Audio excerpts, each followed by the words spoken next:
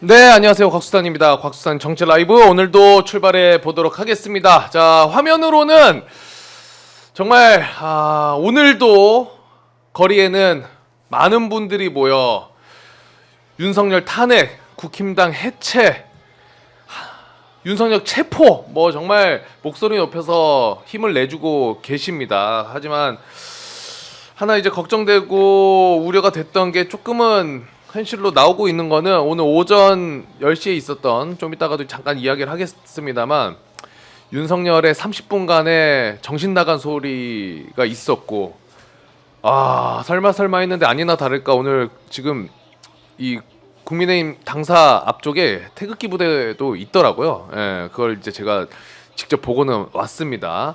하지만 뭐 다행히 저희가 걱정하는 것처럼 뭐 충돌하거나 이런 거는 없는 것 같고, 지금 각자 위치에서 목소리를 높여서 힘을 내주고 계신 분들이 있습니다. 지금 화면으로 보여드리고 있죠. 지금 오늘이 목요일인데 월, 화, 수, 목 오늘, 그리고 매일같이 내일도 나와 주실 것 같고 또 주말까지도 더 많은 분들이 모이지 않을까라는 생각이 듭니다.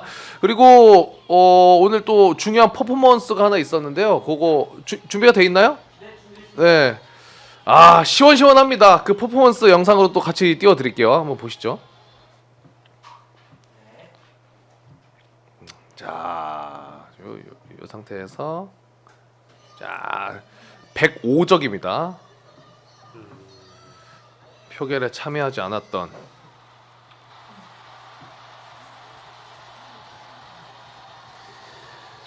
쫙 찢어집니다 지금. 정말 우리가 받고 있는 이 스트레스를 많은 국민분들이 나오셔가지고 몸소 또 다 같이 이겨내고 계신 모습을 보여드리고 있습니다. 정말 많은 분들이 나오셨어요. 더 갈기갈기 더 찢어주세요. 확 찢어버려 그냥. 저놈의 자식들 저거 진짜. 하지만 토요일 아직 표결이 남아있기 때문에 조금은 이 분노를 조금은 자제를 하면서 토요일날 탄핵을 만들고 나서 그 다음에 다시 좀 이야기를 해보면 좋을 것 같아요. 네, 지금 채팅으로도 속이 후련하다. 우리 이희님은 MZ한테 배웁니다. 책 읽는 아이돌님, 이야 눈물 나요, 가고 싶어요 라는 이야기도 해주시고, 사운드 필요, 그러니까 소리도 저희가 띄워드리면 좋은데 아무래도 이제 방송이다 보니까 너무 흥겹게 또 집회를 이어나가고 계셔가지고 가요가 너무 많아요. 그러면 이제 저희가 영상이 조금 어려움이 있어가지고 그 부분 조금 양해 말씀 부탁드리면서. 자, 그리고 불타는 양봉님이 서결이가 기름 제대로 부었네. 그렇죠. 사실 오늘 오전에 그걸로 안 그래도 지금 불이 나고 있는데 더 기름을 부은 꼴이 됐습니다. 뭐 자기가 자처한 일이죠 뭐. 자, 그렇죠. 저희가 채팅까지 보여드리고 있고 추운데 고생들 하십니다. 이렇게 이야기를 나누고 계십니다.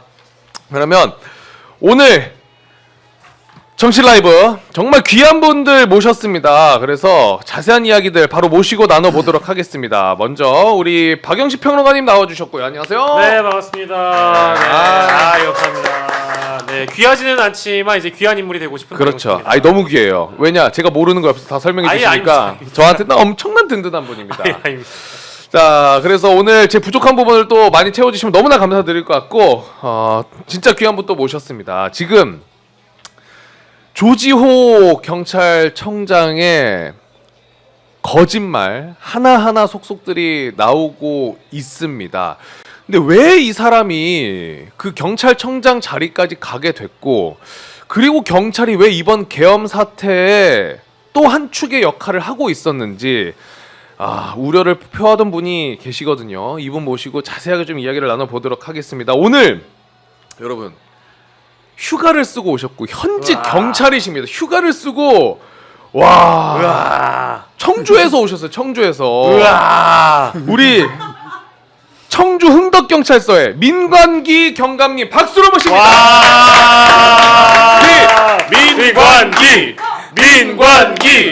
민관기. 와, 경감님 일단 인사 한번 좀 부탁드려도 될까요? 네. 안녕하세요. 청주 흥덕경찰서에 근무하는 경감 민관기입니다. 네. 진짜 아니 지금 저희가 집회 현장 보여드리고 있습니다만 사실 저게 지금 현재로서는 경찰들이 이제 안전 통제도 하고 네네. 지금 거리에 다 같이 있는 거잖아요. 네. 저거 보면은 경찰도 사실 고생이 많습니다. 지금 현재로서는 이게 윤석열이 만든 이 사태 때문에 국민도 지금 현재 고생, 현장에 있는 경찰 고생이 많습니다. 보시면 좀 어떻습니까? 네, 올겨울 좀 추운 겨울이 될 것 같은 아, 불길한 예감이 들고요. 저는 이번 10월 21일 날 경찰의 날 우리 현직 경찰관들이 9명이 삭발을 했습니다. 아. 그래서 현재 머리가 좀 짧고요. 네. 2022년에도 삭발을 경찰국 때 그러니까. 한번 네, 삭발하시고 그때도 한번 했고요. 어. 이번에는 이제 조지호 청장님의 조직 개편 반대, 그다음에 이제 GPS 순찰차에 GPS를 달아가지고 근무 감독하는 것에 대해서 반대해서 사실은 투쟁 중인데 갑자기 청장님이 구속이 되면 이제 구속영장을 치겠죠. 그렇죠. 긴급 체포되면서 이 대상이 없어져 버렸습니다. 그래서 하여튼 싸울 대상. 그렇죠. 싸울 대상이 좀 없어진 그런 좀 아이러니한 상황이 되지 않았나. 저놈 나가라 왜 저러냐 했는데 지금 들어가 버려니까 이거 뭐. 이제 한 2달 전에 또 우리 현직 경찰관이 국회에다가 탄핵 청원을 또 한번 했었고요. 그렇죠. 그래서 5만이 넘었었죠. 음. 그래서 그때 그랬고 그다음에 조직 개편도 실제로 여론조사를 했을 때 한 94% 정도가 반대 의견을 했는데도 네. 강행하신 멋진 청장님이신데 당시에 저희들한테 할 때는 국민을 위해서 오로지 국민을 위해서 네. 이런 이야기를 하셨는데 이번 사태를 보면서 맞아요. 과연 국민을 위해서 저런 행동을 하셨는지 아. 묻지 않을 수가 없습니다. 아니, 경찰 내부에서 싸울 대상이 사라졌다 하시더라도 네. 그 위에 놈이랑 싸우시면 되는 거니까. 그러니까요. 아니 저희가 안 그래도 경감님 모신 김에 지금 차근차근 하나씩 좀 여쭤보려고요. 아, 예. 뭐냐면 잠깐 설명을 해주셨지만 경찰국 신설 당시에 이제 반대를 하셨고 당연히 네네. 그리고 그때 당시에 9일 동안 단식도 하셨습니다. 그리고 네. 막 이제 9일 단식 하시다가 구급차에 이제 네네. 실려서 가시기도 하고 정말 크게 반대를 하셨는데 근데 그때 당시에 반대를 하셨던 이유가 경찰국이 이제 행정안전부 소속으로 돼가지고 행안부 장관이 이렇게 되면은 행안부 장관이 경찰을 직접 통제하게 되는 거 아니냐. 그렇게 되면 경찰은 정권 눈치 볼 수밖에 없다. 이런 네. 취지로 이제 반대를 하셨던 거 아닙니까? 맞습니다. 와, 근데 그 우려가 이번 계엄 사태 때 또 현실이 좀 된 것 같지 않아요? 저도 보시기에 진짜? 예 그렇게 보고 있습니다. 그래서 그 기존에 투쟁하셨던 그 메시지에 사실 그 우려하셨던 지점들이 다 담겨 있는데 고스란히 이번에 또 이제 그 문제가 다시 대두되면서 맞아요. 앞으로 우리 민관기 경장님의 역할이 네. 더 중요해졌다는 생각이 들고 네. 뭐 사실은 이 투쟁이라는 건 사실 쉽지 않거든요. 게다가 또 내부에서 옳은 얘기를 한다라는 거는 좋은 방향으로 더 진전되게끔 좋은 목소리를 낸다는 게 더 어려운 그런 일인데 제가 또 오늘 처음 이렇게 뵙게 돼가지고 영광이라는 말씀 꼭 드리고 싶었습니다. 그러니까요. 아니 그때 당시에 사실 이 사태까지는 예측이 당연히 이제 어려운 거고 설마 우리도 저희도 너무나 깜짝 놀라니까. 근데 이번 일련의 과정을 보시고 그 우려가 현실이 됐다라는 거에 더 깊이 느끼셨을 것 같아요. 네, 어떠세요? 네, 그럼요. 사실은 저희들이 경찰 내부로 들어와 보면 인사가 상당히 취약합니다. 인사가 네. 네. 그러니까 인사권 하나만 장악을 하면 명령에 죽고 사는 그런 군대보다도 더 심한 수직 문화가 형성이 돼 있는 조직이라서 이 인사권을 가지고 가면 그 힘이 어마어마해요. 예, 그렇죠. 아. 그래서 이제 행안부에서 이 인사권을 가져가면서 결국은 눈치 보기가 시작이 된 거고 현 정부 들어오면서 갑자기 경찰 고위직 인사가 서열이 없어졌다는 거죠. 아. 갑자기 뭐 1년, 2년 만에 뭐 3계급이 올라가고 2계급이 올라가고 결국은 조지호 청장도 한 2년 만에 3계급이 올라갔고요. 네. 서울청장도 마찬가지고요. 이렇게 되게 패턴에 바뀌면서 결국은 경찰국 때문에 행안부에서의 눈치 보기, 그다음에 인사권에 대한 부분들이 조합적으로 해서 발생이 된 게 아닌가. 그다음에 저희들이 그때도 이제 그 걱정했던 부분이 뭐냐면 집회 시위가 좀 달라질 것이다. 집회 시위를 정권의 눈치를 보면서 네. 정권에 유리한 쪽으로 유지 관리해야 될 수밖에 없을 것이다. 그러던 중에 사실 이태원 참사가 그때 터졌죠.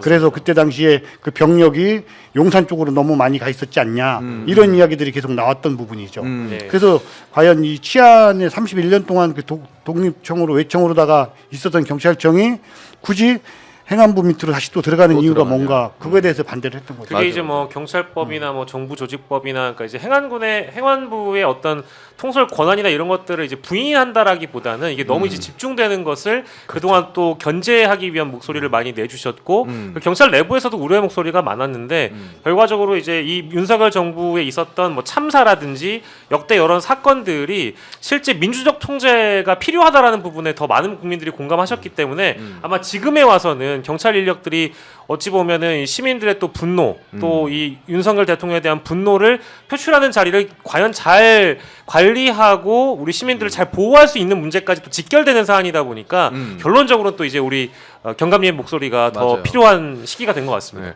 아 실제로 이제 계엄 다음 날 요 사태를 보시고 우리 경감님이 조지호 청장 그리고 김봉식 청장도 이제 공수처에 네. 고발을 하신 거고 그리고 오늘 국회에서도 박성재 법무부 장관이랑 조지호 청장이 탄핵안이 올라갔고 그게 가결이 됐습니다. 그 이제 뭐 그림 있으시면 이제 보여주시면 좋을 것 같고 결국에 경찰 자체가 지금 국수본에서도 둘이 체포가 돼 있기 때문에 조지호와 김봉식이 체포가 돼 있기 때문에 경찰 안에서는 좀 수장이 없는 상황인 거잖아요. 네네. 내부 분위기는 좀 어떻습니까 지금? 내부 분위기는 네. 우리 국민들이 걱정하시는 것처럼 네. 그렇게 혼란스럽거나 그렇지 않습니다. 아 그래요? 네네네. 왜냐면 그 각 시도로 가면 시도청장님이 있고 그다음에 그 본청장과 서울청장이 사실은 직을 상실한다고 해도 그 또 밑에서 바로 직무대행을 하고 그다음에 이제 그 경찰 공무원들은 군인과 다르게 좀 공무원들 아닙니까? 그렇죠. 사실은 공무원들은 각자 책임이잖아요. 그래서 현장은 더 조용하고 좀 안정된 분위기라고 할까요? 아하 오히려 어. 안정된 네. 아, 좀 저는 이상 야릇한 분위기인데요. 이상 야릇한 분위기다. 저희들이 우리 내부망, 그러니까 그 우리 직원들이 쓸 수 있는 그 게시판이 있는데요. 네. 실명으로 이제 쓰고 있습니다. 네네. 근데 사실은 저도 이제 계속 이제 보고 있거든요. 검색을 해보고 있는데 네. 그럼 좀 안타깝다라든가 우리 어. 경찰청장님에 대해서 뭐 안타까운 마음을 좀 전하는 글들이 있나 이렇게 봤더니 내부망에 예, 그런 글들은 없고 네.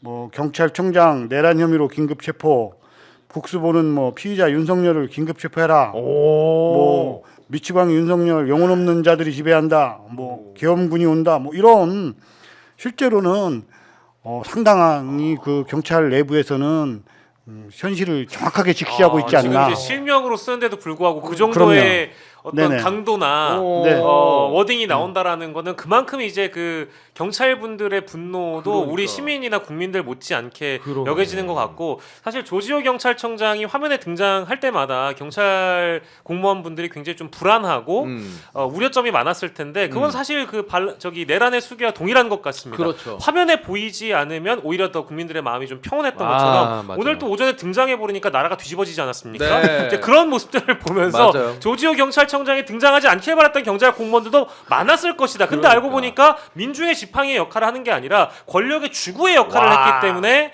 이번에 탄핵 소추안 가결에 대해서도 깔끔하네. 사상 초유의 일이기도 하고 사실은 경찰이 더 주목받는 이유는 검찰은 내란 수계에 공모했던 사실상 공조했던 법무부 장관이라든지 이런 그렇죠. 사람들을 긴급 체포하거나 딱히 조치를 하지 않았는데 음. 초유의 일이긴 합니다만 서울지방경찰청장이라든지 조지호 경찰청장을 직접 긴급 체포한 것도 사실 국수본이었거든요. 그렇죠. 그런 걸 보면서 이제 경찰의 위상을 이번만이라도 새롭게 세워야 된다라는 그런 목소리가 지배적인 것 같습니다. 지금 방금 이야기해주신 이 경찰 내부망 이 게시판에 올리는 거는 당연히 이제 현직 경찰분들이 올리시는 거고, 네네네. 그리고 한 지역에만 국한돼 있는 게 아니라 전국에 있는 경찰분들이 네, 올리시는 네. 거죠. 근데 우리가 좀 이따가 이 내란죄에 대해서 수사 주체에 대한 이야기도 나눌 거거든요. 잠시 후에. 근데 일단 요것만 들었을 때도 우리 방금 이거 경감님 얘기해 주셨지만 경찰 내부망에는 이런 여론들이 계속 많이 올라오고 있습니다. 그렇죠. 얘기해 주신 거 저도 아까 잠깐 봤고, 근데 검찰 내부망인 이프로스에는 이런 내용이 올라왔다라는 보도를 사실 본 적이 없거든요, 아직까지는. 검찰은 지들 건드릴 때만 이제 올라오죠. 그러니까요. 이것만 보더라도 지금 어디에서 이 내란죄 관련해서 수사를 주체적으로 해야 되는지 여기에서부터 일단 보이는 것 같아.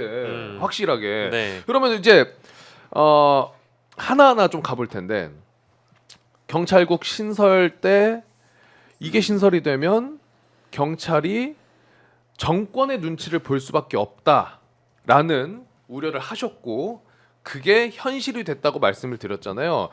상황을 좀 설명을 드리겠습니다. 알고 계시는 분들이 많겠지만 다시 한번 정리를 해드리자면, 조지호 경찰청장은 일단 거짓말이 완벽하게 탄로가 났습니다. 뭐냐? 국회에 나와서는 비상계엄 관련해서 언론을 통해 처음 알았다고 분명히 이야기를 했죠. 그리고 대통령 전화를 받은 적도 없다라고 이야기를 했습니다. 그리고 김봉식 서울청장도 국회에서 공수부대가 국회 들어오는 거 TV 보고 알았다라고 분명히 이야기를 했습니다. 그런데 경찰 조사에서 본인들이 이제 실토를 합니다. 뭐냐? 계엄 당일 저녁, 계엄은 10시 반쯤에 이제 선포가 됐는데, 계엄 당일 저녁 7시에 대통령 안가에 들어가서 윤석열, 김용현, 그리고 방금 언급한 조지호, 김봉식이 같이 만났고, 여기서 윤석열이 계엄군이 어디 장악할 거라는 그 기관들, 그리고 지시사항 이런 게 A4 용지 한가득해서 받았다는 거잖아요. 그 말인즉슨 알고 있었다는 겁니다. 계엄 전에. 그런데도 불구하고 국회에서 또 하나 이야기한 거는 그 동선 자체도 속였죠. 예, 동선 자체도 나는 뭐 그냥 집에 갔다가 밥 먹고 뭐 다 거짓말이었어. 다 거짓말이었어요. 근데 그 사이에 대통령을 만나고 오고 미리 알고 있었던 겁니다. 이게 저는 국민을 생각하고 시민을 생각하고 그게 아니라, 계엄을 알고도 결국에는 본인만 알고 이거 속였다는 거잖아요. 이게 말 그대로 우려하신 정권의 속된 말로 개가 되는 행동 아니겠습니까? 맞습니다. 이게 보도로 보시고 좀 어떠셨어요? 저희 팀이 한 10명 정도 근무를 합니다, 하루에. 네. 그래서 제가 이제 그저께 이제 우리 직원들하고 이야기를 했어요. 우리 청장이 이런 사태를 유발한 거에 대해서 화가 나는 게 뭐냐? 정말 어떤 부분이 화가 나냐? 좀 물어봤죠. 네. 근데 이런 거예요. 우리 그 현장 경찰관들한테는 엄청 엄격한 잣대를 들이대는 청장님이었단 말이죠. 현장 경찰관에게는 그러니까 뭐 우리가 이야기하는 뭐 연좌제까지도 해서 감찰을 동원하고, 우리가 아마 그 청장님이 바뀌시고 나서 집중 감찰을 한 2달 정도는 하신 것 같아요. 한 15일, 20일씩 막 이렇게 해서. 들어오자마자. 네. 우리 여러분 아시겠지만 그 하동의 그 순찰차에서 40대 그 정신지체 그 아주머님 사망 사건부터 해서, 그다음에 이제 국민의 눈높이에서 보겠다. 국민을 위한 경찰이 돼야 된다. 또 유독 책임 이런 단어 그렇죠. 많이 강조하셨고. 엄청나게 책임을 물었고 집중 감찰을 많이 내려보냈죠. 근데 정작 본인은 그 계급이라는 무게가 있지 않습니까? 거기에서 위법인지 적법한 지시인지를 판단하지 않고 우리 바로 그 일선 부대로 내려보냄으로 인해서 그 사람들까지 사실은 또 잘못된 거 아닙니까? 그렇죠. 그래서 정말로다가 청장이라면 이게 정말 적법한 지시인지 위법한 지시인지를 판단을 해줘야 되는데, 그렇죠. 제가 봤을 때는 그 판단 자체를 안 했다는 건 정권의 눈치를 보고 판단을 안 했다는 거 아닙니까? 판단 자체를 그거에 대한 분노를 하는 거죠, 현장 직원들은. 그래서 우리도 현장에서 만약에 어떤 뭐 폭력 사건의 그 피의자를 검거하려면 저 사람이 정말 폭력 사건의 주범인가 아닌가를 판단하고, 또 모르면 물어보고 검거를 하지 않습니까? 경찰청장은 그보다도 훨씬 고도의 법적인 지식을 갖고도 있고 행사를 해야 되는데, 그런 부분을 생각을 안 했다? 제가 봤을 때는 생각은 했겠지만 실천하지 못했던. 실천하지 못한 거죠. 네, 그렇게 보는 거예요. 그러면은 지금 제가 조지호 청장의 지금 이력을 쭉 봤더니 22년 6월에 경찰청 공공안녕정보국 국장으로 갔다가 22년 이제 6개월 뒤에 바로 경찰청 차장, 그리고 또 바로 이어서 이제 24년도에 서울청장 되고 그다음에 이제 경찰청장으로 쭉쭉 올라간단 네, 말이에요. 2년 만에 계급이 3개가 올라갔죠. 이게 2년 만에 3계급이 올라간 거죠. 네, 네, 네. 그게 현실적으로는 가능한 지금 그 경찰국이 생기면서 그런 사례들이 많아졌죠. 많아졌어요. 윤희근 청장님도 2년 만에 3계급이 올라갔고 어. 지금 조지호 총장도 2년 만에 3계급이 올라갔고 지금 그러니까 우리 말로다가 동아줄을 잡으면 청장까지 갈 수 있다. 이런 아주 잘못된 인사 관행이 지금 판을 치고 있는 거죠. 그러니까 고위직 지휘부에. 인사의 경우에는 사실은 뭐 딱히 어떤 경찰에서 뭐 포상을 내걸거나 특진하지 않는 경우에는 이렇게 빠르게 승진하는 경우가 사실 고위직 경우에는 많이 없는 거 아닌가요? 제가 알기로는. 그렇죠. 그죠. 실제로 이제 고위직들도 보면 어느 정도의 그 룰이라는 게 있죠. 그런데 그 현재는 그 룰 자체가 파괴가 돼 버린 거죠. 네. 룰 자체가 그러다 보니까 밟고 가는 거죠. 네. 예. 음. 쓰러지기를 바라고 밟고 가고 음. 또 누군가는 2명이 이런 얘기하면 웃을지 모르겠지만 네. 2명이 또 긴급 체포됐으면 그 자리에 또 누군가 또 가야 될 거 아닙니까? 네. 네. 이런 웃지 못할 사연들이 있는 거죠. 그러면은 지금 방금 이야기해 주셨을 때 이 동아줄을 잡으면 청장까지 간다라는 기류가 있었다고 했는데 동아줄의 그 기준은 무엇입니까? 내부적으로 뭐라고 판단했어요? 꼭 뭐 이야기 안 해도 되는 거 아닌가요? 동아줄은 이제 산 쪽에 있는 거 아닙니까? 네. 용산. 용산. 네. 그러니까 거기 입맛에 맞는 뭐 수사를 한다거나 뭐 그런 라인들을 타거나 용산 라인이라고 모든이라고 이렇게 표현하면 뭐하지만 네. 고위직 공무원들은 고위직 그렇게 쪽에는 특히나. 하고 살지 않을까라는 생각을 합니다. 그러니까 시키는 대로 다 하는 죄송합니다. 이제 이런 표현이 좀 경박스러운 건 알고 있는데 일단은 그 용산의 입맛에 맞는 수사를 그것이 뭔가 좀 불법성이나 위법성이 좀 띈다고 하더라도 할 수 있는 사람을 찾거나 그렇죠. 시켰을 때 그대로 해주는 똥개 같은 존재를 바라지 않았을까 이런 생각이 들고 사실 꼭 경찰의 고위공직자들 말고도 검찰도 그렇고요. 그렇죠. 어느 권력기관이든 수사기관이든 간에 음. 그 기관장들이나 혹은 고위직 공무원들이 어떻게 승진을 해왔는지 지난 2년 반의 윤석열 정부에 있었던 인사들을 좀 우리가 따라가 보면 대충 좀 감이 잡히는 것 같습니다. 맞아요. 실제로 그러면 조지호 청장이 경찰청장으로 임명됐을 때 그때 경찰 내부 뭐 전체 분위기는 알 수 없지만 대부분은 어떤 분위기였어요 혹시? 제가 그 9월 20일쯤에 그 조 청장님하고 면담을 했어요. 직접? 제가 전국 경찰 직장협의회 위원장이었었으니까요. 네네네. 30분 면담을 하고 나왔는데 네. 그 이야기로 해서 해결될 수 있는 분은 아니신 것 같다. 어떤 저희들이 점에- 이제 조직 개편에 대해서 네. 좀 되돌려 달라고 이렇게 이야기를 했는데 그러고 제가 나오면서 경찰의 날 삭발 투쟁부터 해서 좀 강하게 좀 우리의 요구 사항을 전달을 해야 되겠다 이렇게 생각을 했으니까요. 그냥 뭐 사실은 우리 현장 직원들의 의견을 전혀 반영하지 않았다. 조직 개편도 여론 수렴을 하지 않고 절차적으로도 상당히 문제가 있었다. 이런 이야기들을 계속 했거든요. 네. 그러니까 여론조사를 했을 때 그 조지호 청장님이 한 조직 개편에 대해서 94%가 반대를 했거든요. 현직이. 그러니까 94% 반대하던 사람이 지금 현재 없어진 거잖아요. 그렇죠. 예. 그러니까 94% 가 당연히 좀 반대를 아까 말씀드린 대로 아쉬운 게 없는 거예요. 평온한 분위기라고 말씀하신 그 배경에는 아마 이제 그런 그런 것 같습니다. 배경이 있지 않을까. 그러면 우리 경감님도 계엄 사태가 터졌을 때 그 상황 그때는 혹시 근무 중인 아니에요. 저는 집에 있었습니다. 그때 집에 계셨어요. 깜짝 놀라셨겠네요. 전 집에서 자려고 누웠다가 어. 불러가지고 이제 집사람이 불러가지고 깜짝 놀라서 갔죠. 네. 근데 좀 이제, 비현실적이셨겠죠. 그죠? 비현실적이죠, 사실은.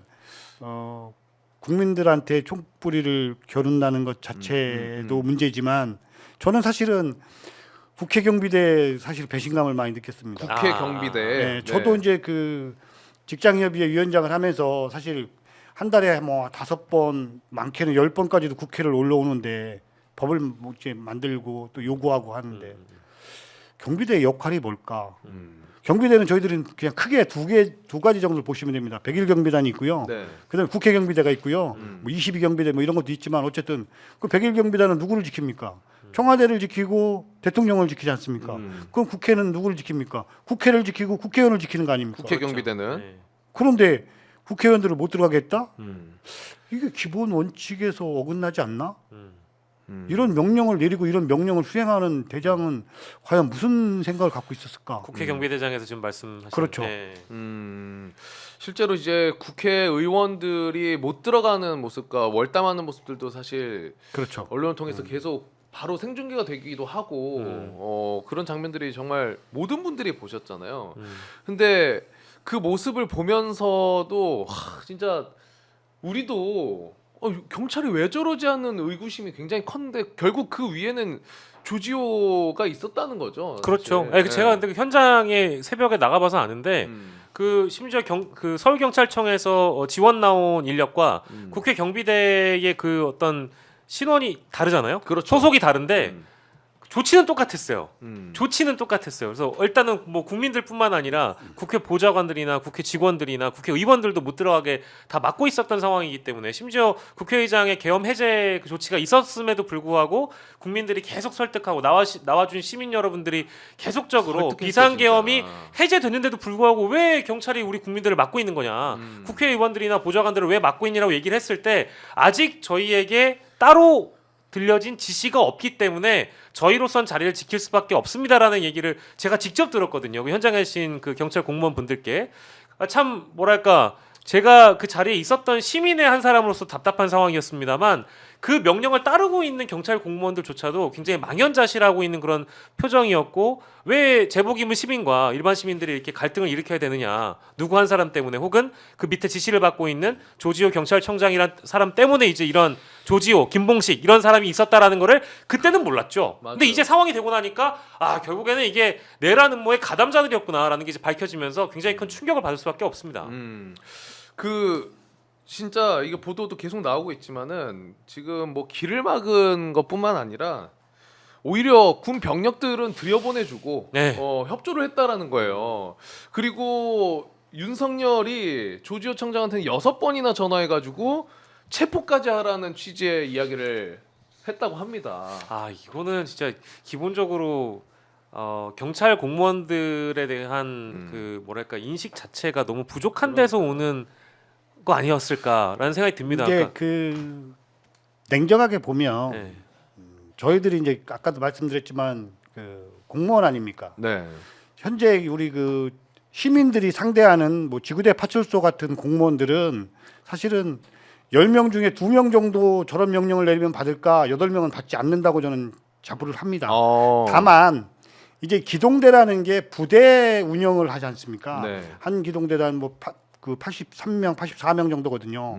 그러면 부대 단위로 움직이니까 예를 들어서 30명, 50명이 모여 있는데 가자 그러면 그냥 이렇게 끌려가는 그런 형국. 그다음에 이게 잘못된 상황인지 잘된 상황인지를 과연 순간적으로 판단할 수 있었느냐, 이제 이런 부분들은 좀 나올 수 있거든요. 그래서 이게 부대 단위랑 개인의 경찰관의 그 법 집행 능력이랑 조금 차이가 있지 않나. 그럼에도 불구하고 이런 그 부당한 지시에 말 못하고 그대로 그 국민들과 그 국회의원들을 막은 행위에 대해서는 분명히 책임을 져야 된다고 생각을 합니다. 그럼 만약에 경감님이 생각하시기에는 대통령 안가에 들어갔어요. 그리고 계엄 이야기를 막 합니다. 누구한테 지금 우리 경감님한테 말씀하시는 거예요? 만약에 이게 경감이 청장 자리에 있는데 갑자기 대통령이 불러서 와 계엄 이제 내가 좀 이따 할 건데 여기 이렇게 할 겁니다. 하면은 어떻게 행동을 해야 된다고 생각하십니까, 경감? 저는 청장이 안 됐겠죠. 애진즉에 대전제를 비꼬아 버리시는. 대전제. 청장이 청장이 될수 8월 없다. 10일 날 청장이 됐죠. 조지호 청장님이 7월 달에 내정이 되고요. 네. 내정이 되지 않았겠죠. 애초에 네. 윤석열 이 라인에 올라갈 수 있는 나는 인물이 아니다. 그만큼 그 동아줄을 잡지 않고 신념과 기백으로 가는 경찰이기 때문에. 제가 좀 대신 말씀드리면 아마 이제 경찰청장이라는 자리에 가셨다면 이게 뭐 대전제 자체를 이제 꼬아버리셨으니까 그렇죠. 제가 그 전제를 받고 가정을 받아서 말씀드리면, 제가 알고 있는 이제 민광기 경감님 같은 경우에는 대국적인 정치를 좀 하시라. 그렇지.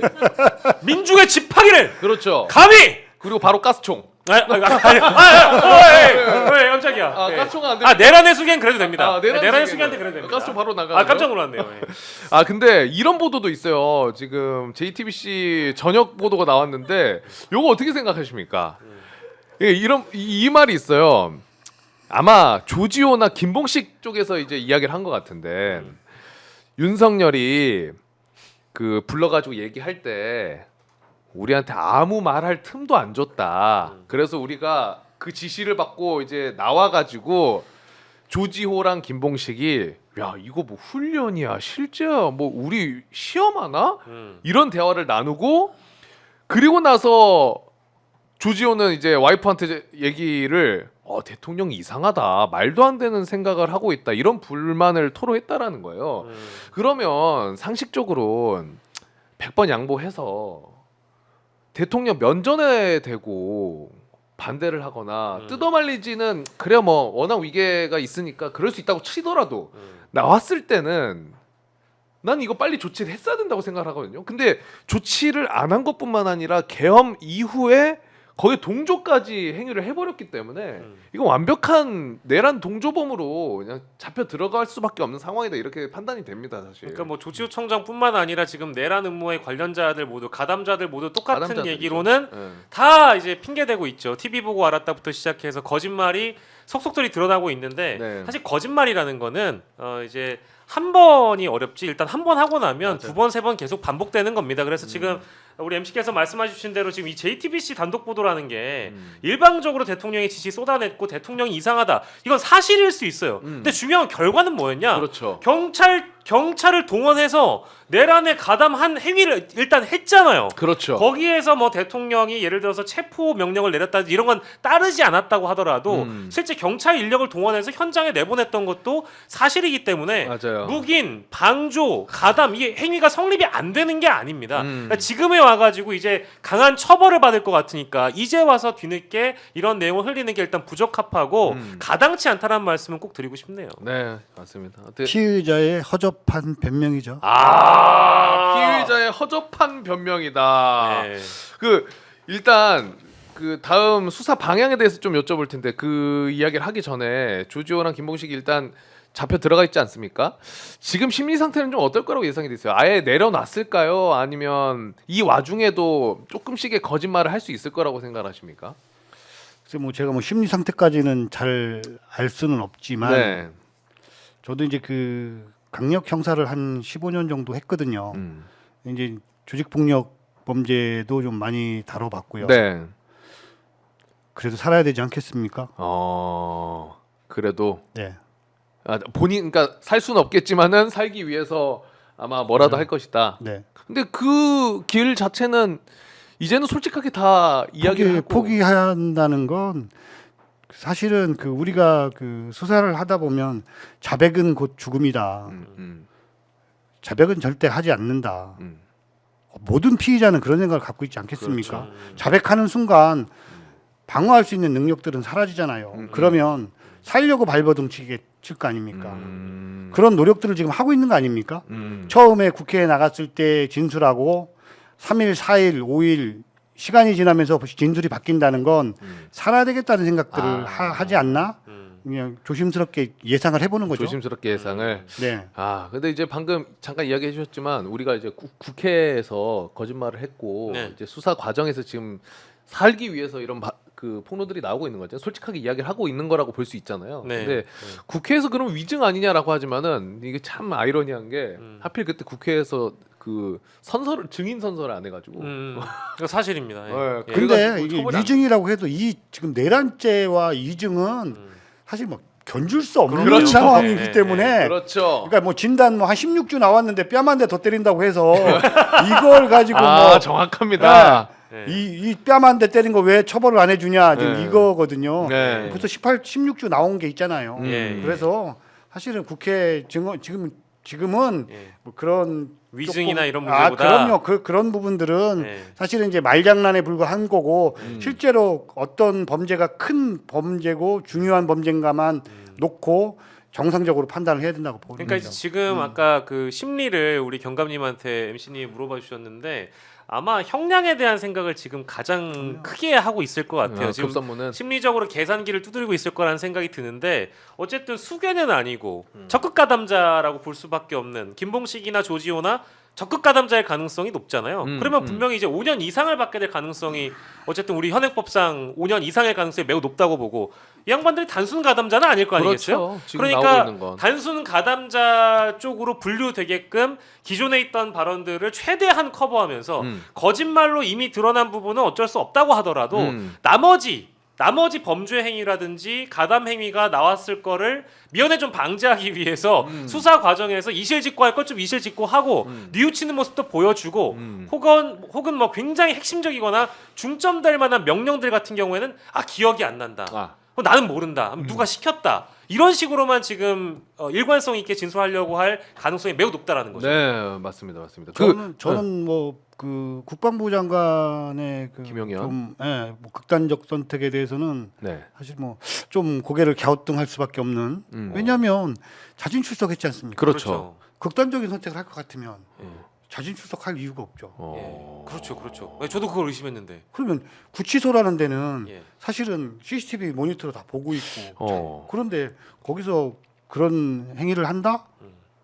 약간 누군가에게 보여줘야 되는 게 아닌가? 네. 저는 그런 생각을 도주를 하다 체포된 피의자는 그럴 수 있다고 생각을 합니다. 네. 그런데 자수했잖아요. 본인 발로 갔으니까 걸어갔으니까. 일종의 자해 행위나 이런 것들이 쇼잉이거나 누군가에게 보여줄 만한 시그널처럼 읽으셨다는 말씀이네요. 어쨌든 자수한 피의자한테서는 보기 좀 드문 경향이다. 체포된 피의자는 그럴 수 있는데 자수한 피의자는 사실은 자수했다는 건 뭐겠습니까? 내 죄를 자백을 하고 용서를 받고 살겠다는 건데 거기서 극단적인 선택을 한다?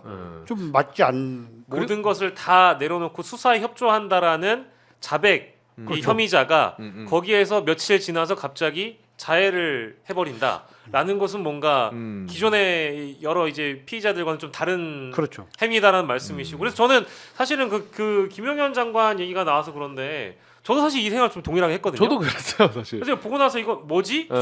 쇼인가? 라는 생각이 들어서 이제 그 기사 제목마다 좀 극단적인 선택이라는 표현을 했지만 누군가는 커뮤니티나 이런 온라인 쪽에는 이거를 이제 조롱성으로 게시물을 올려서 김용현 동부구치소에서 숨쉰 채 발견 뭐 이런 것들도 많이 이제 다 써놨더라고요. 근데 이제 채팅으로도 지금 이야기해 주시지만은 실제로 한 게 아니고 하려고 하던 찰나의 발견 이거 맞습니다. 그러니까 한 게 아니죠. 예. 이렇게 묻고 있다가 좀 해보려고 그랬는데 아닙니다. 이렇게 그러니까 사실상 약간 그런 의구심이 들 수밖에 없는 상황인 거죠. 뭐 이제 끈을 묶으면서 살려줘 이렇게 했다든지 뭐 이제 그런 행위를 이미 바깥에 노출이 되게끔. 맞아요. 근데 이 비슷한 느낌인지 뭔지 몰라도 조지호 청장도 오늘 뭐 건강 악화로 뭐 병원에 갔다 이런 기사가 오전에 막 나오더라고요. 네. 근데 뭐 건강 악화로 인해서 영장 심사에 출석하지 않으려는 이제 꼼수 아니냐. 뭐 이런 뭐 해설도 있었지만 뭐 뒤따르는 단독 보도로는 일단 출석은 한다라고 하네요. 네, 출석한다고 아마 하니까. 그 변호사들을 선임을 하면 변호사. 이런 이제 큰 사건들이 닥치면 먼저 병원 치료들을 받으라고 아마 조언을 할 겁니다. 그럴 가능성도 많고요.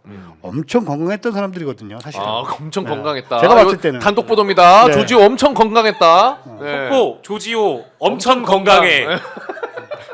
그런데 물론 뭐 갑자기 병을 진단을 받을 수는 있겠죠. 있을 수는 있는데 네. 실제로 그게 이제 그 나중에 재판 과정에서 형량을 좀 감경하는 그렇지 뭐 이런 그런 좀 사유로도 그러니까 얘기해 주신 것처럼 정말 맞는 말씀이고 사실 이게 지금 감정적으로 많은 분들한테 동요가 절대 안 되는 게 뭐냐면은 지금 채팅으로 남겨주시면은 이게 정확한 지금 우리가 느끼고 있는 감정입니다. 자기네들은 사람을 죽이려고 해놓고 이제 와서 본인들이 그래봤자 뭐 감경이 되든 안 되든 지금 이 기사를 접하는 분들은 야 갑자기 진짜 몸은 좀 안 좋은가 본데 이런 생각이 실제로 안 좋더라도 뭐 들 수가 없죠. 사실 심정적으로 많은 저는 분들이 이제 보시기에. 이런 행위들이 피의자들이고 범죄 혐의를 아주 중대한 혐의를 받고 있는 범죄 혐의자들이기 때문에 네. 자신이 살기 위해서 정말 몸부림을 치고 발악하는 장면으로 보여집니다만은 이게 국민들이 진짜 바보가 아니거든요. 이런 장면 하나하나 보면서 쇼하고 있다. 뭐 하는 거냐. 이제 나중에 결국 처벌을 좀 덜 받으려고 이런 움직임을 보인다는 거에 대해서 모르지를 않습니다. 맞아요. 이게 사실 뭐 기업인들의 그런 휠체어 쇼? 휠체어 쇼에 비견할 만한 범죄도 아닙니다만 그렇죠. 이런 모습들은 경찰청장쯤이나 했던 사람, 장관쯤이나 했던 사람들이 보여주기에는 정말 천극 오브 천극이죠. 네. 네. 속된 말로 좀 짜치죠. 아, 네. 그러니까요. 네. 네. 그러면 이제 좀 수사에 대해서 좀 여쭤보자면은 일단 국가경찰청 국가수사본부에서 조지호랑 김봉식을 체포한 것 자체를 가지고도 그래도 가장 그 경찰 안에 우두머리를 그 내부에서 직접 체포를 먼저 바로 했다라는 거는 이거는 굉장히 수사 의지를 표현하는 거다라는 평가들이 많았거든요. 그거에 대해서는 좀 동의를 하십니까? 우리 도망갈 데가 없는 거죠, 국수본도. 국수본도 도망갈 데가 없다. 네, 제가 공수처에 그 경찰청장부터 4명을 고발을 했지만 바로 4일날 하셨죠. 네, 네. 그 국수본도 지금 상황에서는 도망갈 데가 없는 거예요. 그리고 이제 우리 이제 국민들이 이제 그럼 국수본에서 하면 경찰관이 경찰 최고 그 청장을 구속하면 엄청 잘 봐주고 수사도 듬성듬성하고 이렇게 할 거 아니냐 걱정들 하실 수도 있는데요. 그럴 수도 있죠. 예. 그럴 일이 없습니다. 어떤 점에 있어서 네. 뭐 저도 이제 고발을 당해서 조사를 받아보지만 그렇게 따지면 같은 그 청에 근무하고 같은 뭐 지역에 근무하잖아요. 네. 수사하는 사람의 입장과 조사를 받는 사람의 입장은 다르다. 같은 경찰이어도 이미 상황이 반전됐기 때문에 어. 원칙대로 하지 않으면 수사하는 사람이 다칠 수 있기 때문에 그렇죠. 지금부터는 사실은 아무도 예측할 수 없다는 거죠. 원칙대로 가는 사람이 가장 공정한 거죠. 그래서 저는 그 국수본과 그다음에 그 공수처 그다음에 그 군인들이 이렇게 국방부 조사본부. 예, 예. 그래서 조사본부를 만들었잖아요. 공조수사본부. 상당히 저는 그 공조수사본부가 잘 됐다고 생각을 하고요. 오. 왜냐하면 이 내란죄 그 검찰의 수사권은 없거든요.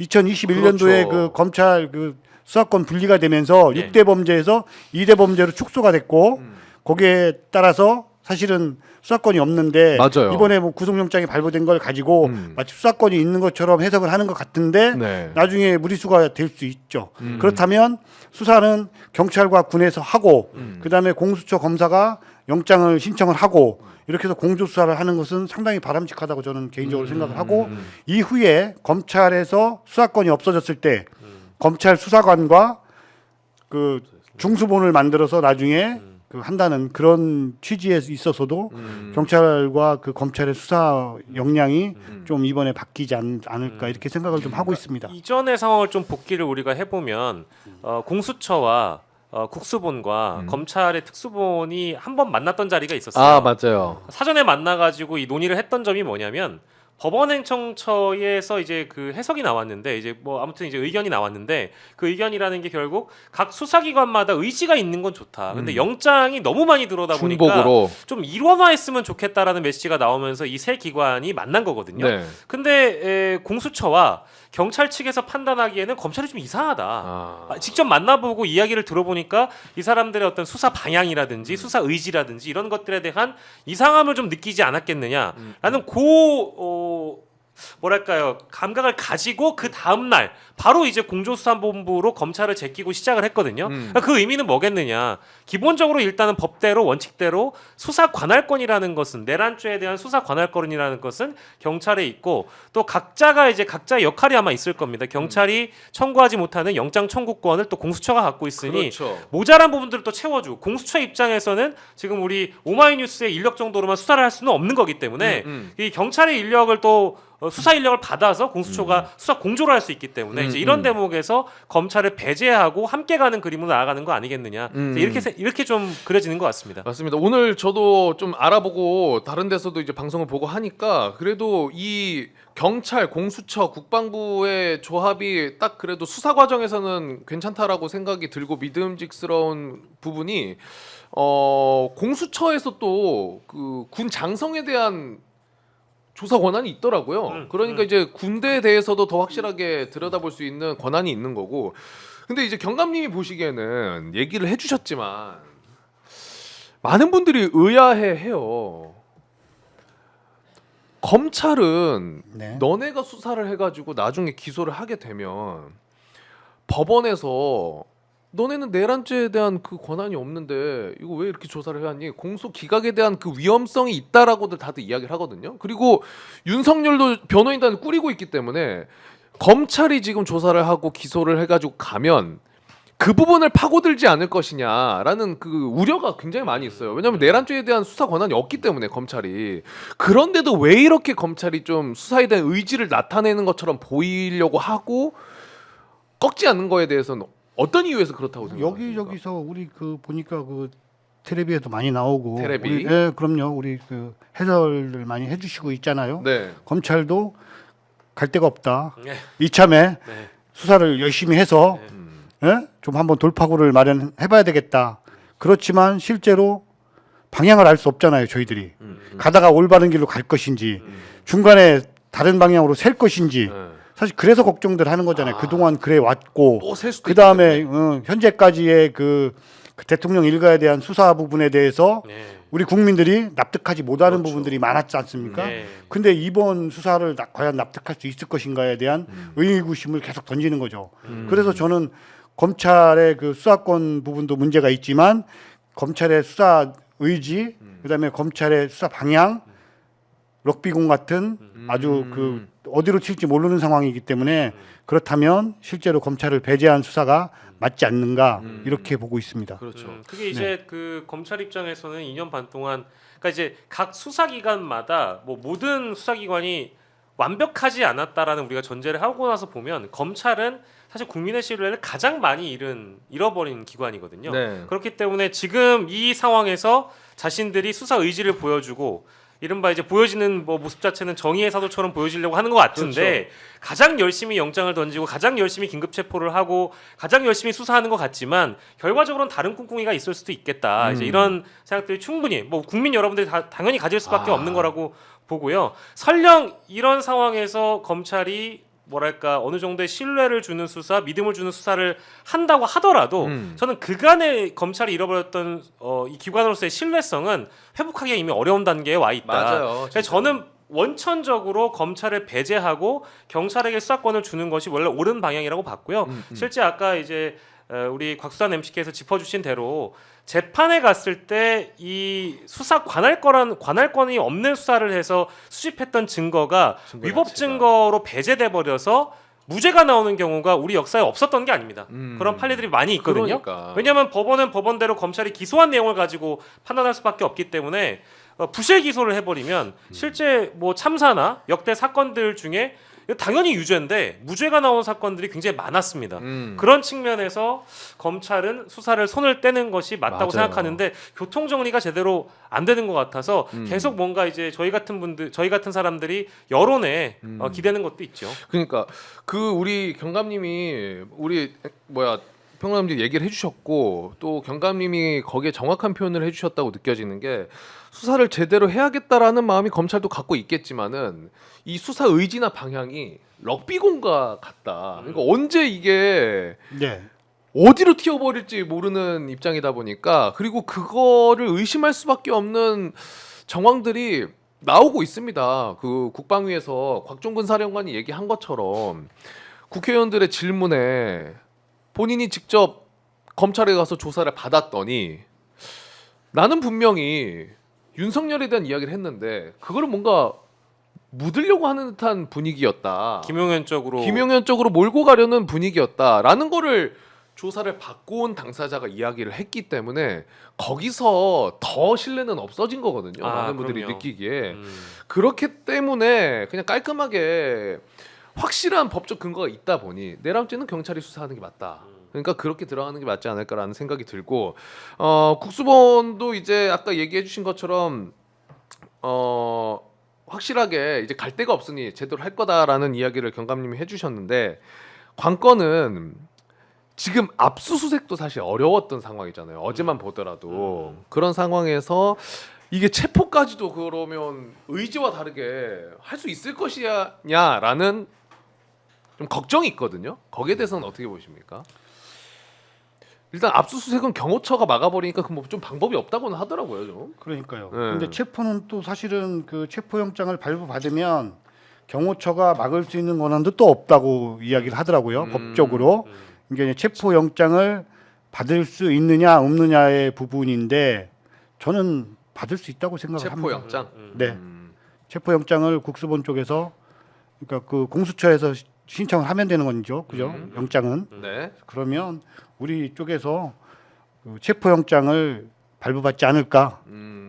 또 신속하게 또 그렇게 수사를 해줬으면 하는 바람도 있습니다. 오늘이 사실 새로운 이제 어찌 보면 분기점이 된 건데 오늘이 이제 2차 시도였고요. 어제 압수수색. 이제 어제 1차 시도였잖아요. 네. 근데 1차와 2차 사이에는 무엇이 있었냐?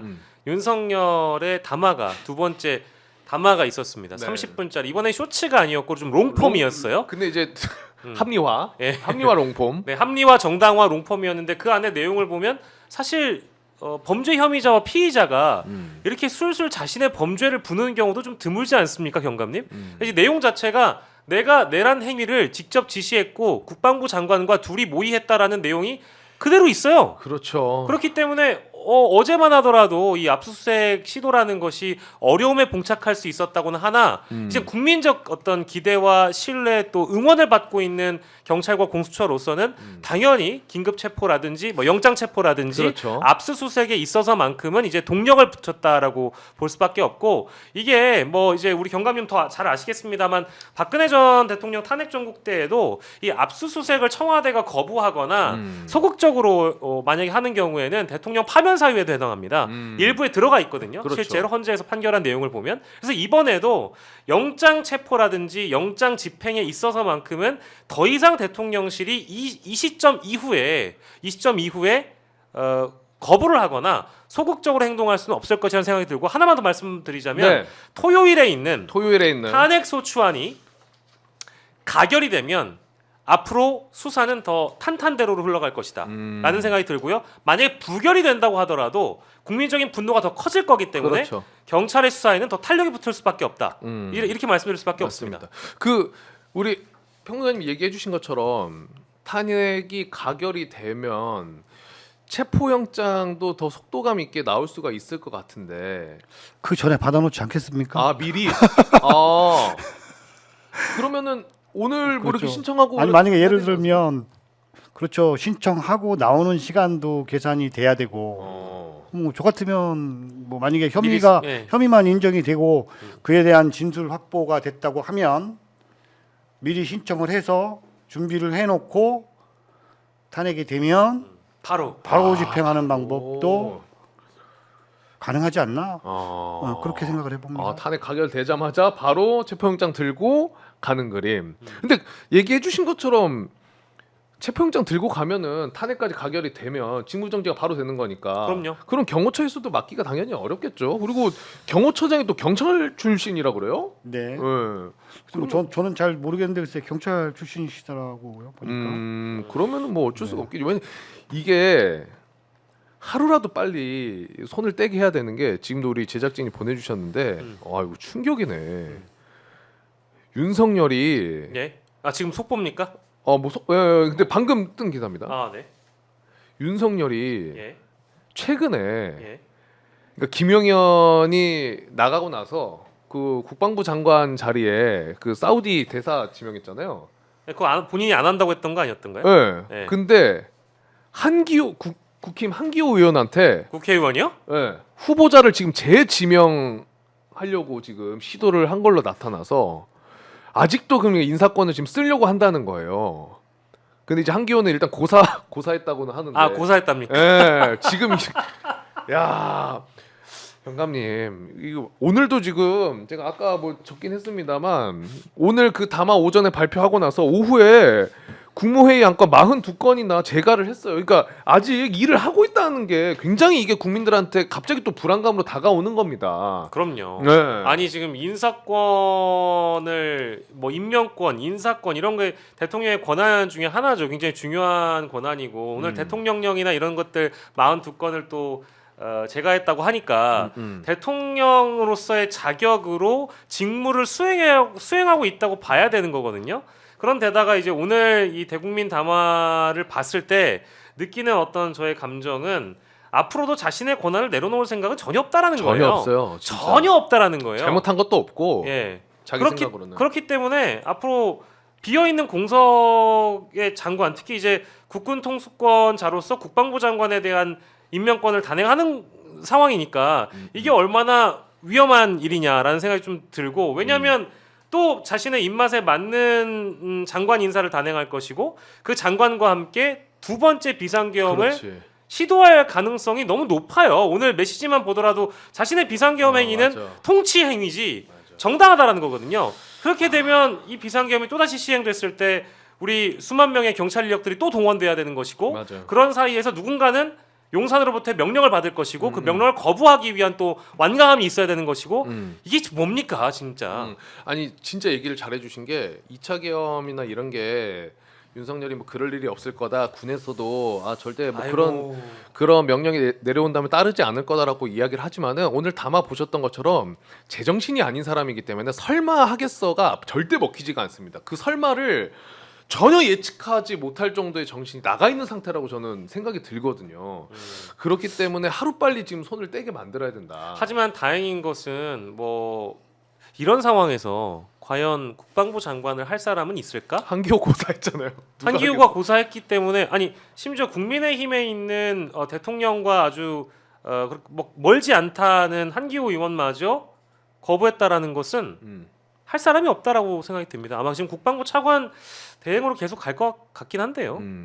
또 모르죠. 오늘 좀 이따 뭐 얘기하려고 그랬는데 원내대표로 권성동이 됐잖아요. 그리고 바로 전화 통화를 했다 그러는데 권성동한테 야 너 혹시 국방장관 할래라고 했을 수도 있죠 뭐.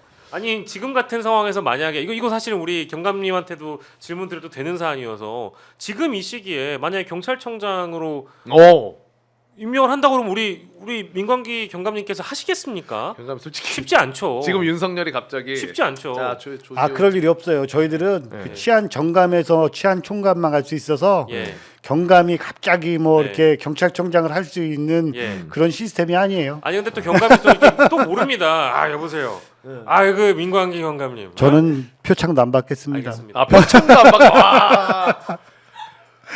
표창도 안 받겠다. 근데 이거 되게 슬픈 거야. 대통령 표창을 내가 안 받겠다는 거. 아니 표창도 안 받으시는데, 그러니까 청장도 와도 안 받으실 분이에요. 제가 봤을 때. 맞아. 받을 수 없다고 이제 겸하게 말씀하시지만, 사실은 그 경찰에서 가장 걱정하는 부분들은 이런 그 시간들이 길어질수록 전국적으로 집회가 많아질 테고, 네. 그 또 집회를 관리하는 경찰관은 늘어날 테고요.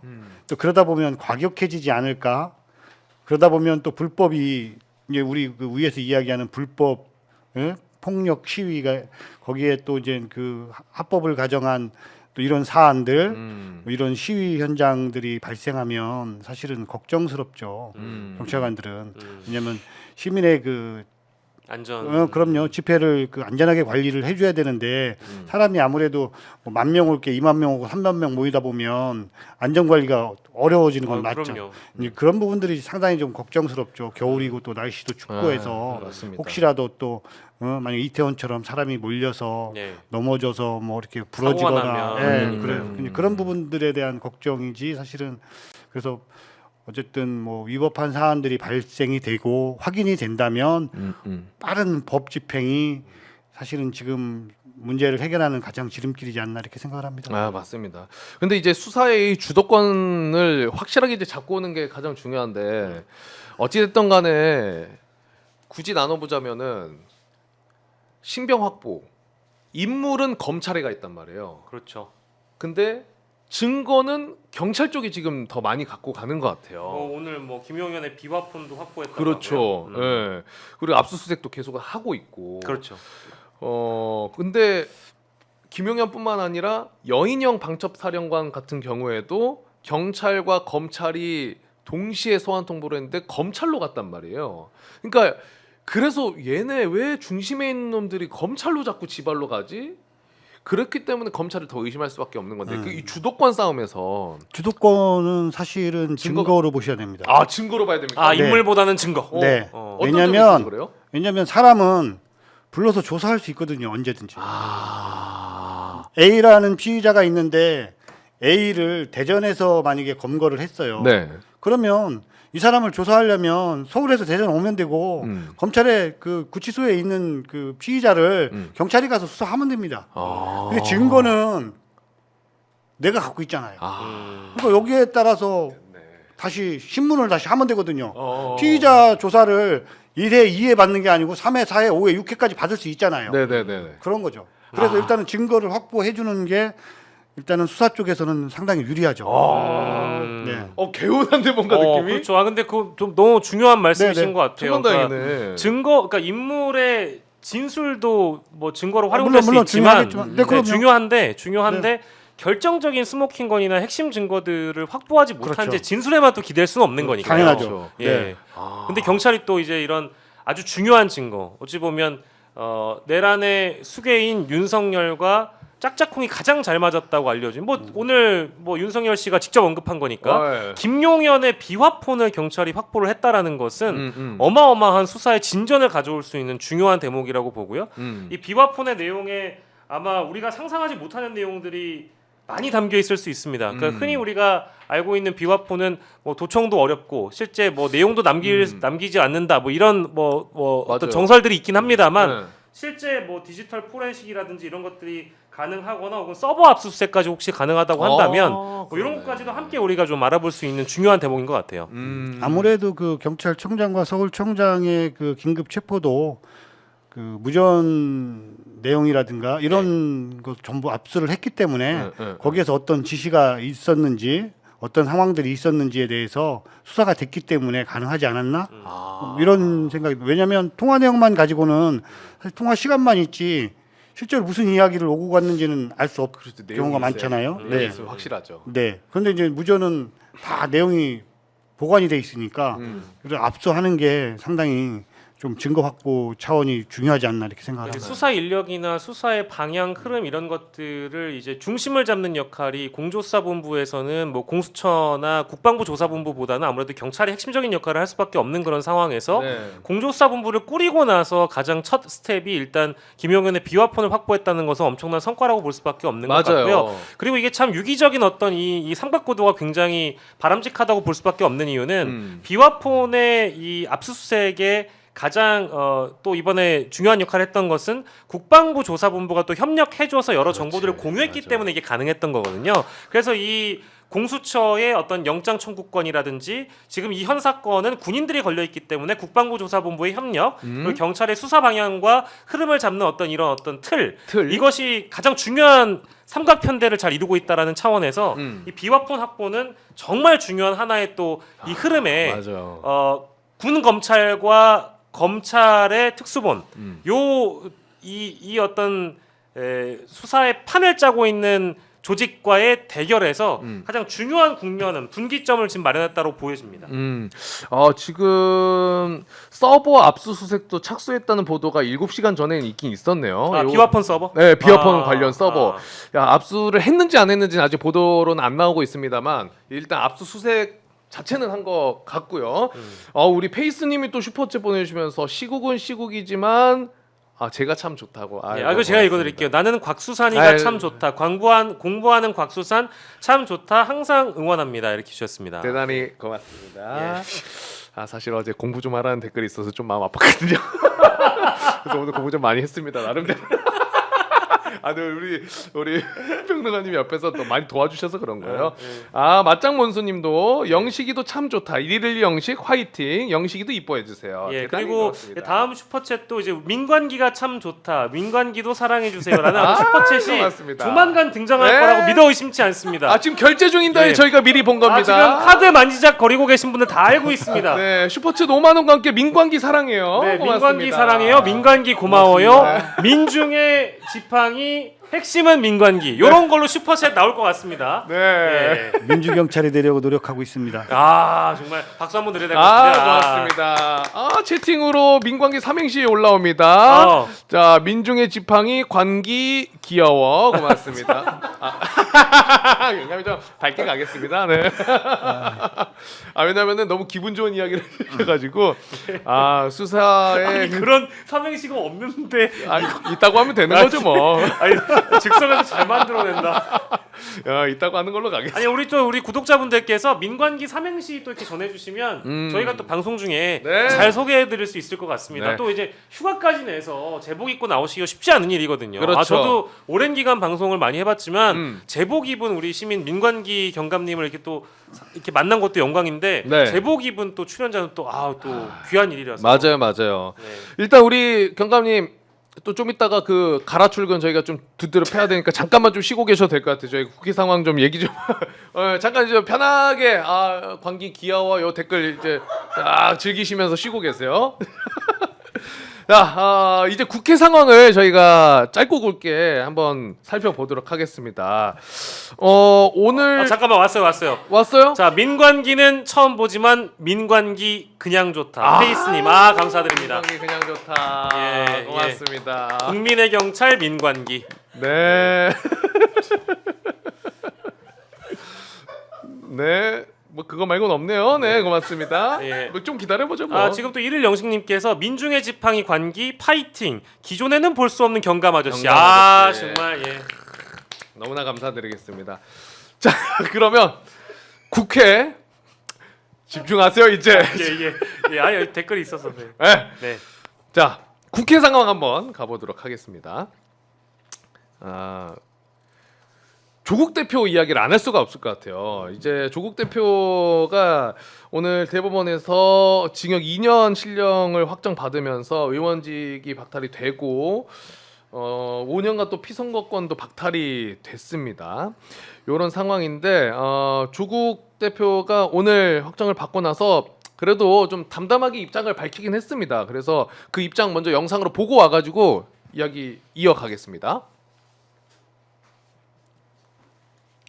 오늘 대법원 선고를 무거운 마음으로 받아들입니다. 법원의 사실 판단과 법리 적용에 하고 싶은 말은 있으나 접어두겠습니다. 이번 선고를 겸허히 받아들입니다. 법과 원칙을 지키는 시민으로서 책임을 다하겠습니다. 저는 잠깐 멈춥니다. 그러나 이는 결코 조국혁신당의 후퇴를 의미하지는 않습니다. 조국은 여러분 곁을 떠납니다. 잠시입니다. 더욱 탄탄하고 맑은 사람이 되어 돌아오겠습니다. 그때는 분명 더 나은 대한민국이 되어 있을 것입니다. 이만 물러갑니다. 부디 건강하십시오.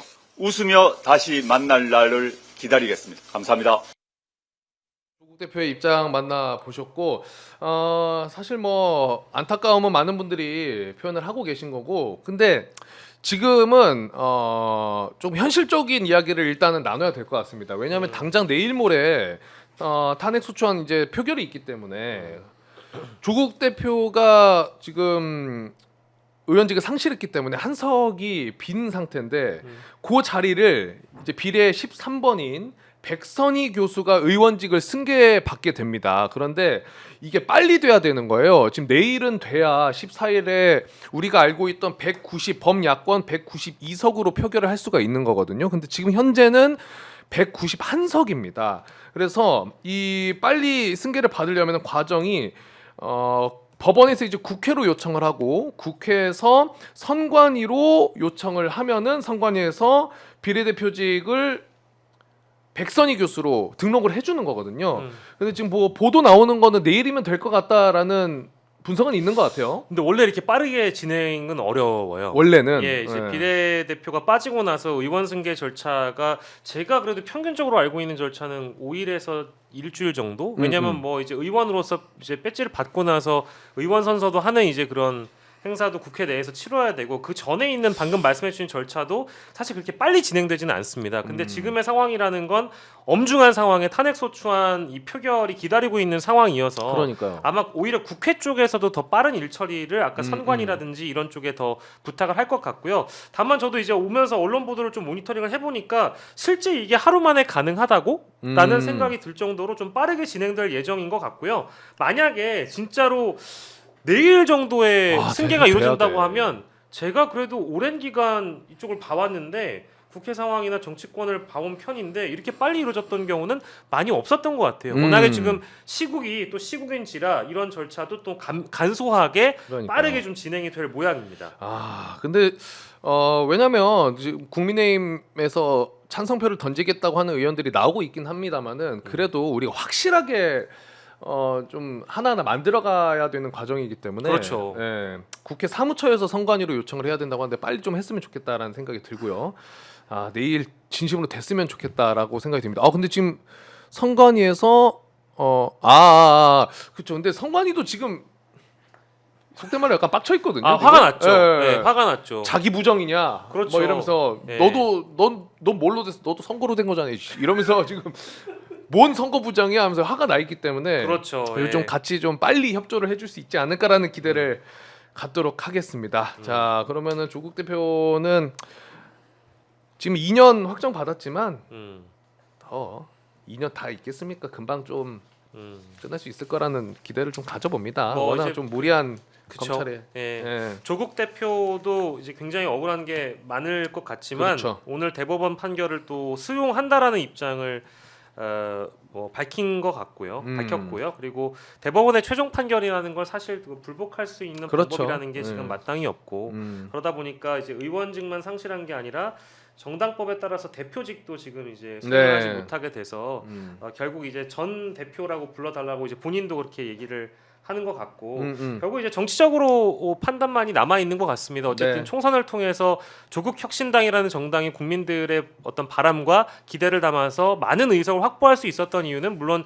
윤석열 정부의 실정도 있겠습니다만은 조국이라는 인물에 대한 어떤 동정론이라든지 어떤 국민들의 부채 의식이 분명히 투영됐던 측면이 있었기 때문에 사법적 절차는 절차대로 이미 사실은 어느 정도 예고되고 뭐 물론 많은 지지자분들이 이번에 파기환송을 바라셨던 분들도 있겠습니다만은 법리적으로 이제 대법원이라는 것은 사실심과 법률심 중에 법률심 즉 하급심에서 나왔던 판단들을 법리로만 따지는 것이기 때문에 새로운 증거를 보강하거나 새로운 내용이 추가되는 것 없이 하급심의 판결을 법리로만 따지는 거여서 그 법리 그대로 판결이 내려진 것으로 보이고요. 아마도 이제 이 수감이 언제쯤 이뤄지는지는 잘 모르겠습니다만 오늘 조국혁신당에서는 조국을 기다리겠다라는 입장을 또 밝히고 있어서 향후에 물론 대선 출마는 어려워졌겠습니다만 향후에 어떤 정치 일정에 대해서 지금 아직 얘기하기는 좀 이르고요.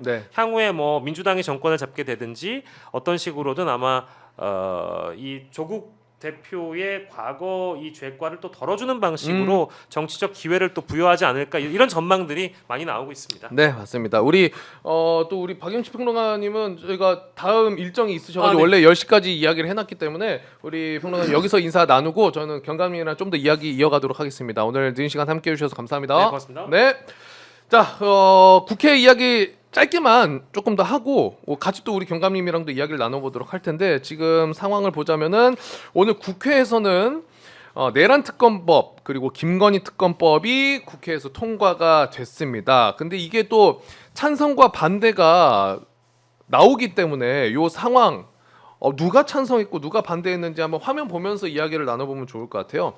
자, 요 찬반 화면 보여주시고요. 자, 요거가 이제 김건희 특검법입니다.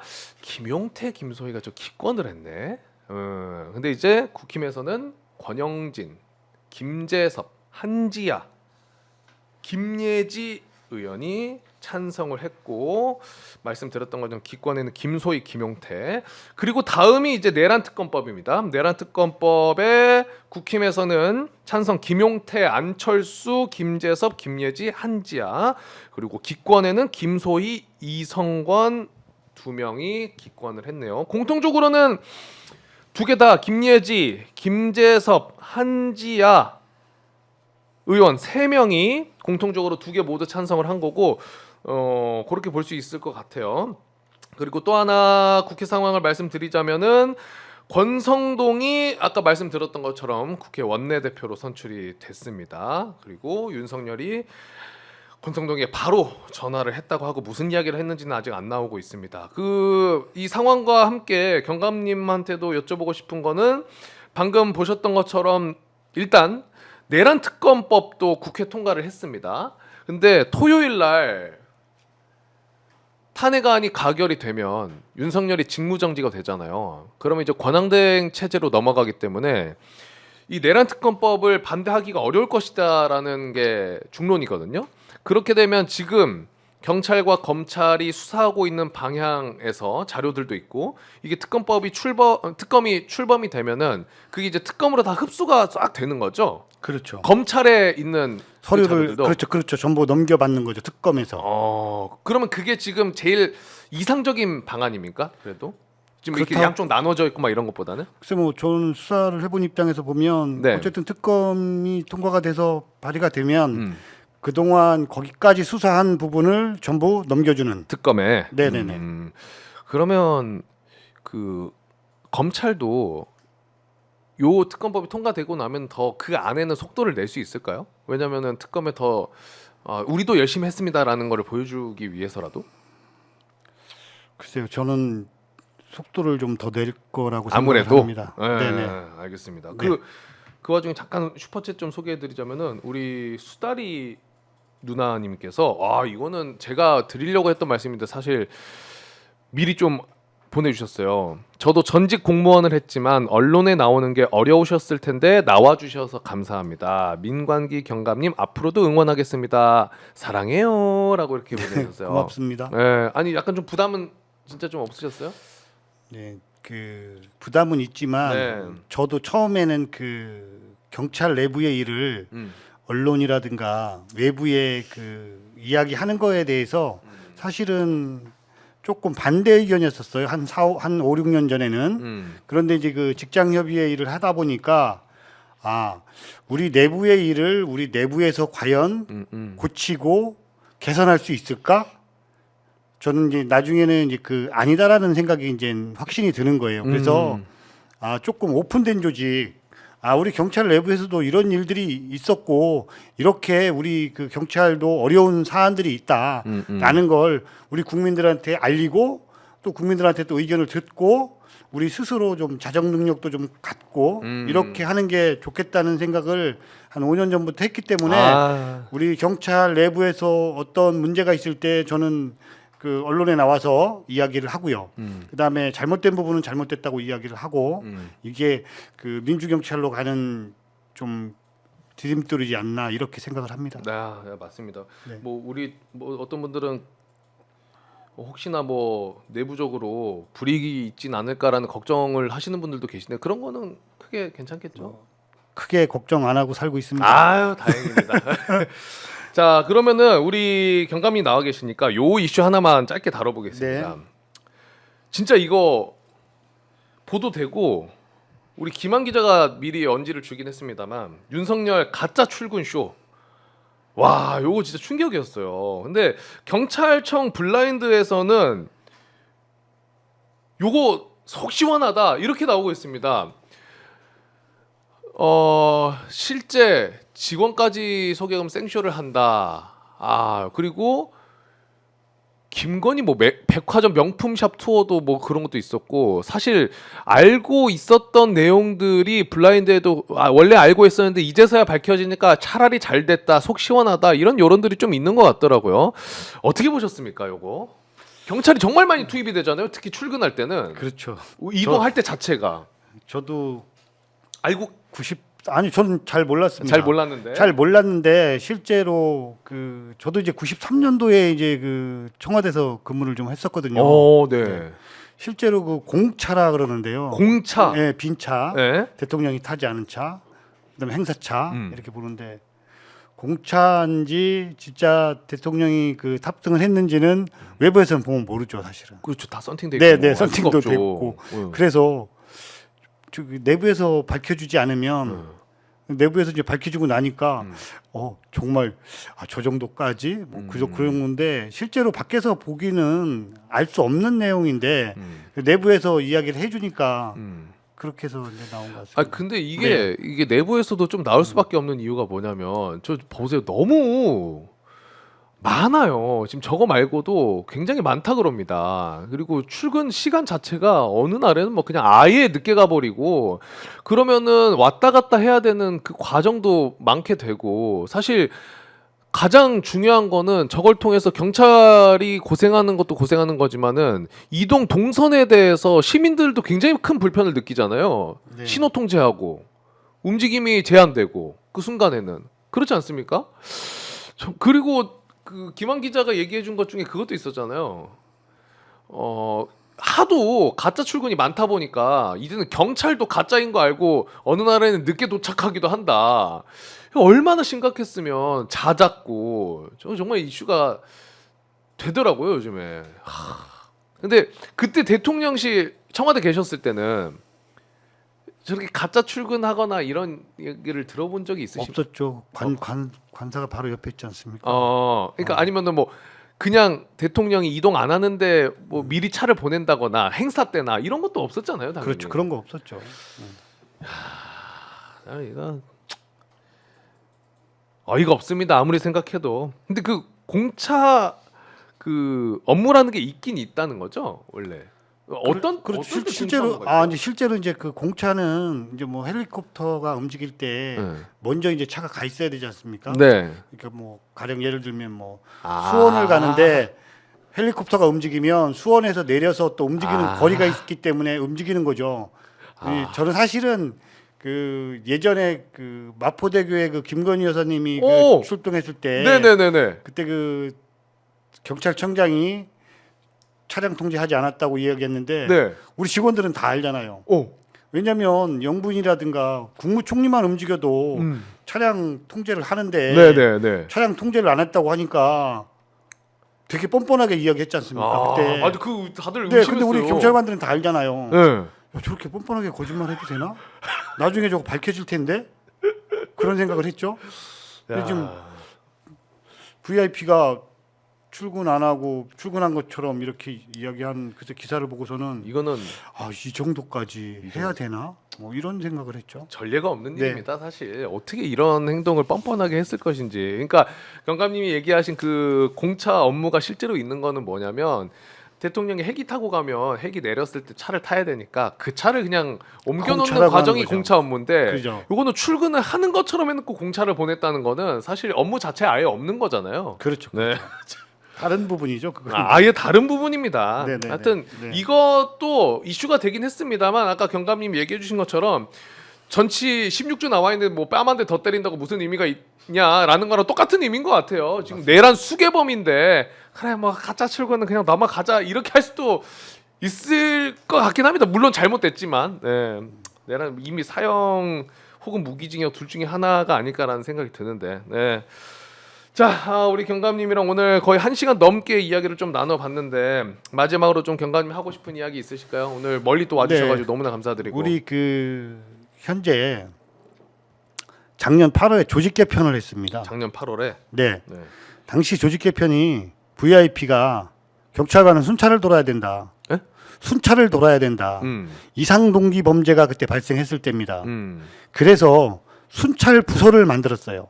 따로. 기동 순찰대를 한 2,900명 정도를 해서 네. 순찰 부서를 만들었는데 이 조직 개편에 대해서 우리 경찰관들이 지금 94% 이상 반대를 하고 있어요.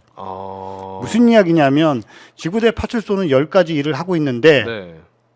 지금 그 기동 순찰대는 순찰만 하는 거예요. 한 가지 일만 하는 겁니다. 아예 순찰만. 네, 그러다 보니까 이게 과연 업무 분장이 제대로 된 것인가?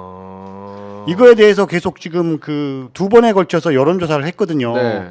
조지호 경찰청장의 작품이죠. 이게. 네, 그 다음에 우리 그 순찰차에 GPS가 달려 있는데요. 네. GPS 그러니까 쉽게 순찰차가 움직이는 궤적이죠. 네. 이걸 가지고 그 근무 감독을 지금 하고 있습니다. 근무 감독. 네. 그래서 그거에 대한 반대로 사실은 경찰의 날 그 삭발을 9명이 하고 그 분명하게 우리 반대한다. 다시 의견 수렴을 해서 조직 개편을 다시 했으면 좋겠다라고 계속 지금 그 투쟁하는 중에 조지호 청장님이 지금 그 긴급 체포된 상황이라서 그렇죠. 사실은 이것도 좀 우리 국민들께서 좀 알아주셨으면 좋겠고 또 지금 그 치안센터가 사실 많이 없어졌거든요. 맞아요. 네, 치안센터가 없어지고 광역지구대라고 해서 지구대 5개씩을 묶어서 광역화 시켜놨는데 네. 이런 부분들은 다시 원상태가 돼야 되지 않느냐. 정말로 그 치안만 신경 쓰고 치안에만 그 국민들을 위한 치안이었는지 다시 한번 생각해 볼 필요가 있거든요. 그래서 이 부분은 꼭 좀 이야기를 하고 싶었어요. 근데 이거를 해결하려면 이게 경찰 척에서 네. 사실은 이게 저는 그렇게 생각을 한 겁니다. 경찰국이 생기면서 행안부 장관, 국무총리의 의견을 무시할 수 없다는 거죠. 그렇죠. 그러다 보니까 실제로 국민을 위한 치안을 하는 것이 아니고 위에서 내려오는 지시를 그대로 받았다. 그대로 받았다. 예, 순찰을 강화해라. 네. 경찰이 순찰을 돌아야지 뭐 하느냐. 이렇게 하니까 순찰 부서를 만들어 버린 거거든요. 네. 이거는 현재 치안하고 전혀 상관이 없거든요. 그렇죠. 왜냐하면 1980년도에 CCTV가 없을 때 순찰과 지금 골목골목에 CCTV가 있는 때 순찰만 돈다?